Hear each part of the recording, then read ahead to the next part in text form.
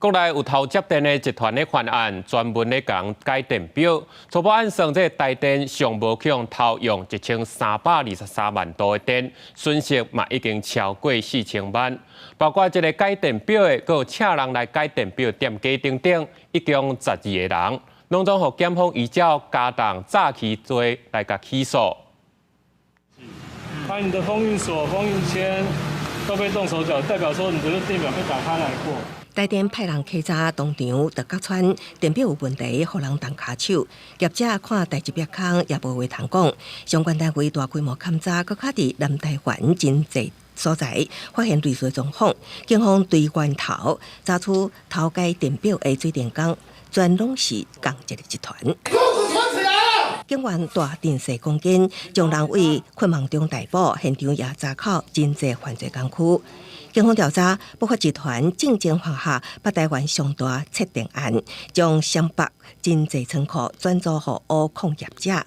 这类的用电大户透过改装电表赚价差，即马手法翻新，请用水电工伫屏东真济地区协助业者改装电表，降低加速偷电。理发厅、餐酒馆、民宿、当铺这些营业场所，甚至还有一处是这个制毒工厂，这些用电量需求比较大的住所，确实有电表它的封印遭破坏，以致剂量失准的情形。经过台电公司清查，65个电表互改造，互偷摕度数比1323万度较悬，损失的电费前后超过4000万，保证对上一年的电费至少2310万。即马检方也将涉案的12个人依法提起公诉。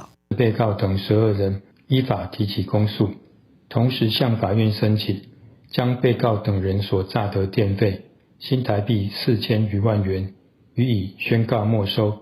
天开被告名单，若是有窃电集团成员，包括民宿、餐酒馆、铁头毛店、甲饭店等几啊名业者依法犯法，互计量失准，规避电费，难逃法网。专案以加重诈欺等罪嫌起诉。记者综合报道。